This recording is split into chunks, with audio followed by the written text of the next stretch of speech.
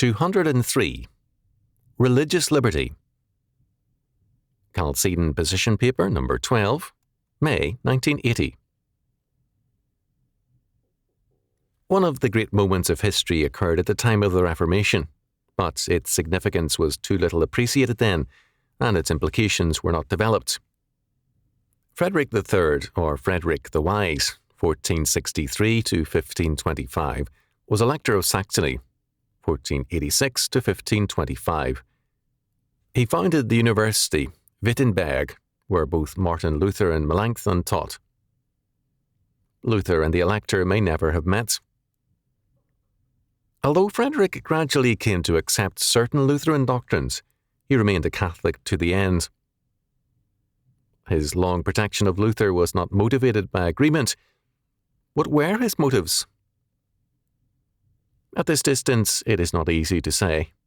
Certainly, if we limit it to self-interest, we are distorting history. True, there were problems of jurisdiction.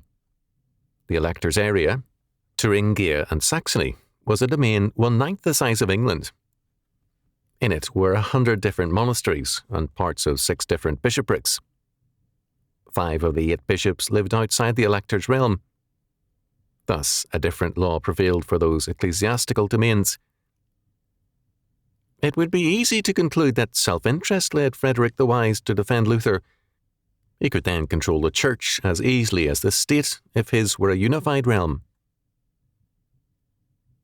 Such a conclusion presupposes a desire by Frederick to control Luther, something he did not do.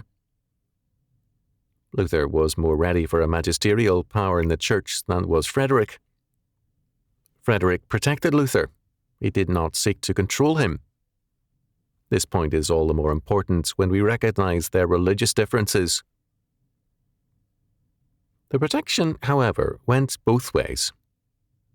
In a letter of 1522, cited by Eugen Rosenstock Hussey in Out of Revolution, Autobiography of Western Man, Luther, at a critical point, offered the Elector his protection. He wrote, "This is written to your Grace, that your Grace may know I am coming to Wittenberg under a much higher protection than the Prince-Elector's. I have no mind to ask for your Grace's protection. Nay, I hold that I could protect your Grace more than he could protect me. Moreover, if I knew that your Grace could and would protect me, I would not come. In this, no sword can direct nor help.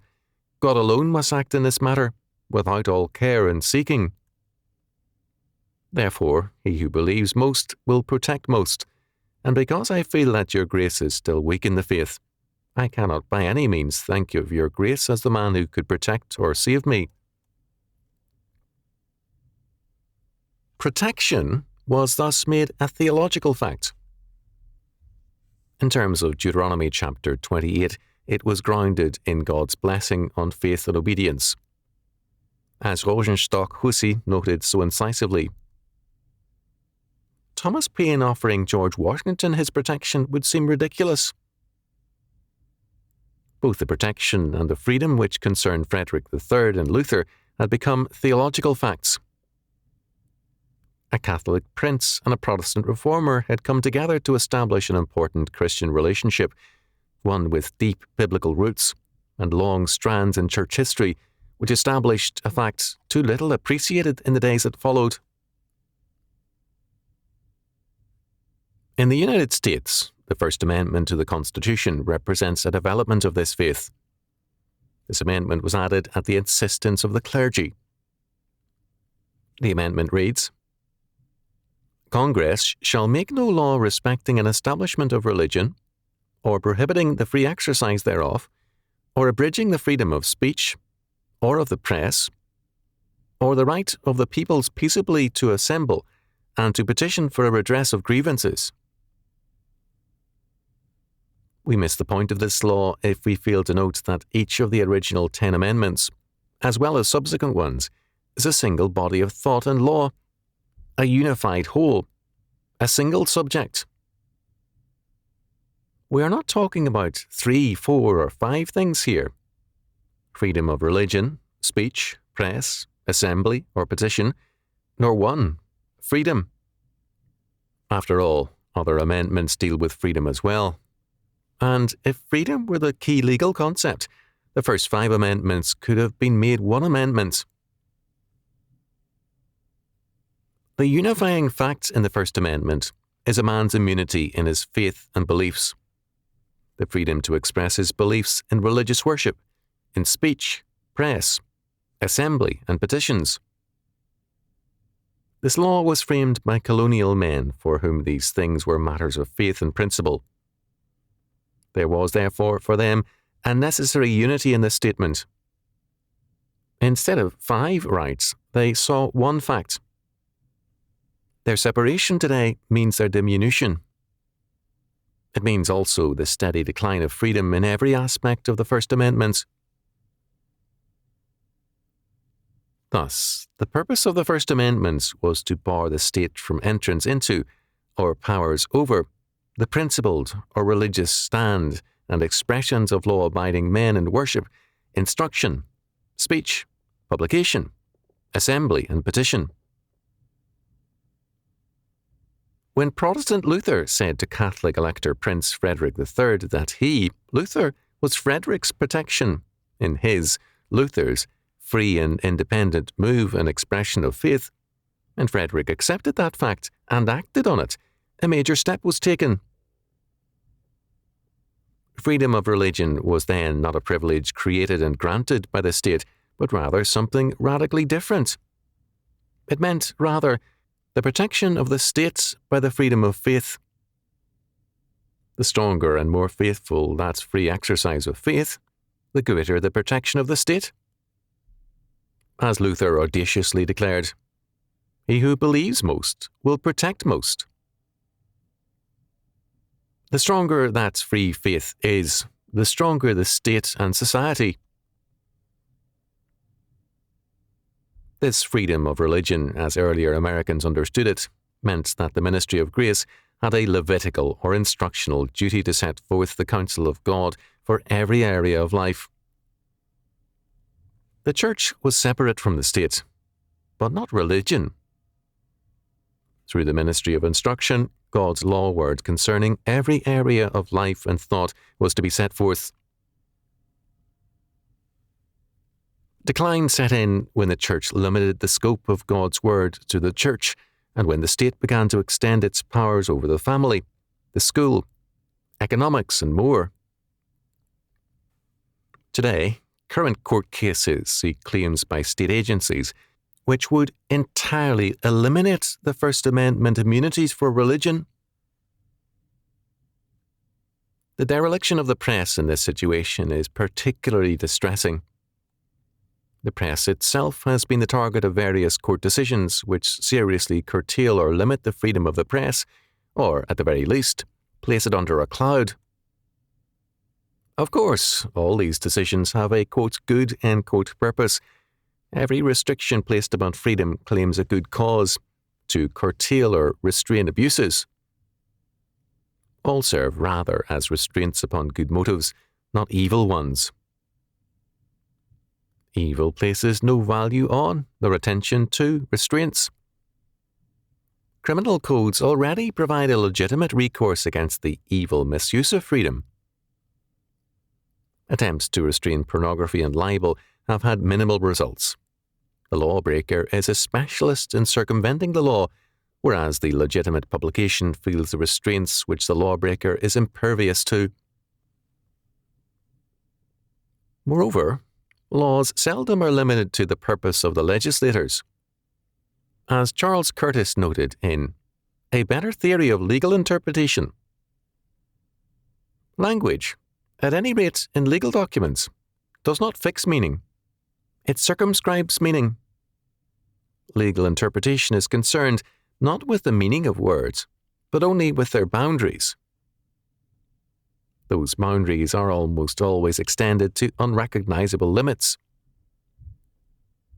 As a result, attempts to eliminate, quote, abuses, end quote, in religion or press wind up creating new and worse abuses of power by the state. The press has been defending itself from the encroachments of statism, but on weak and limited grounds. It limits its First Amendment concern too often to 4 words thereof, and it neglects the portion which cites free exercise of religion.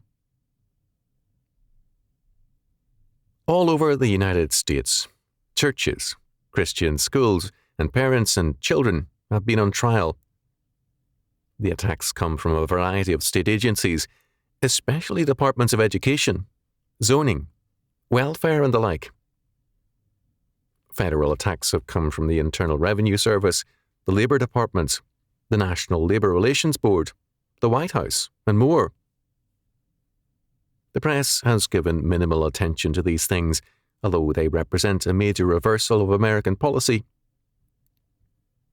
The press has become a commercial enterprise as part of large conglomerate enterprises, reaching into a variety of manufacturing areas, all valid efforts, but in the process it has forgotten the religious nature of its immunity.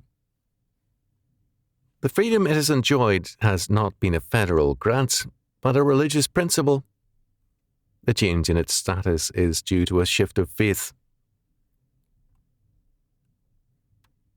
If man's faith is in the state, then the state is a protector of man's freedom and the author thereof. Then, in every area, we are dependent upon the state. The state giveth, and the state taketh away. Blessed be the name of the state. The national favourite of the United States, America, still celebrates in song an older and theocratic faith. The last stanza of Reverend Samuel Smith's song, 1832, declares, Our Father's God, to Thee, Author of liberty, to Thee we sing. Long may our land be bright, with freedom's holy light. Protect us by Thy might, great God, our King. Protection in this theocratic perspective is not by state controls, but by the might of the great God, who is our King. The brightness of the land is not in regulatory agencies, but in freedom's holy light. This phrase is an echo of the premise which undergirds the First Amendment, the relationship of freedom to faith. But this is not all. Article 2, Section 1 of the U.S. Constitution requires an oath of office from the President. Such an oath is now a meaningless and even blasphemous fact. However, to the framers of the Constitution, an oath was a biblical fact. To them, an oath was, first, a covenant fact, that is, of a covenant between the state and God, and second, a theocratic fact, an oath of loyalty to the sovereign. In the Constitutional Convention, an objection was actually made to adding anything to the oath such as, and will, to the best of my ability, preserve, protect, and defend the Constitution of the United States. The fact of an oath, Wilson held, made this addition unnecessary. It was, however, still retained. Third, an oath invoked the covenant blessings for obedience and curses for disobedience, as declared in Deuteronomy chapter 28 and Leviticus chapter 26. An oath thus invokes a judgment from God rather than man as a basic judgment. It sees God, not the state, as the author of all blessings, including liberty. Today, we are in a time of judgment because men have sought, all over the world, both freedom and blessings from the state rather than from God our King. As a result, they have gained slavery and curses. In the humanistic statist conception of things, freedom is not a privilege and a blessing from and under God, but either a human right or a state grant. Man the sinner, however, is a slave, and his freedom is in essence a freedom to sin. The love of slavery has more clearly marked human history than the love of freedom. Mankind has largely been in chains throughout history because men have preferred security to freedom. Men have often rebelled against the limitations imposed by slavery, but, even more, against the responsibilities imposed by freedom. Freedom is not a natural fact, but a religious principle, and the decline of freedom is an aspect of the rise of false faiths, false forms of, quote, Christianity, end quote, as well as other varieties of faith. The century has seen, moreover, the divorce of freedom from faith, with great damage and decay on both sides. When Luther offered his protection to the Elector Frederick, he had just come out of hiding at the peril of his life. His reappearance was an act of faith, and one which Frederick matched. For all too long, those who have believed the most have been Marxists, Keynesians, fascists, and humanists generally. Their, quote, freedom, end quote, has been slavery, for the tender mercies of the wicked are cruel. Proverbs chapter 12, verse 10. Now, however, as the faith of Christians strengthens, battles are underway for the freedom of Christian schools, churches, and families. Religious liberty is only a product of religious understanding, growth, and faith. If Christians lose their freedom, they will only have themselves to blame, and their indifference to the author of true liberty, the Lord our King.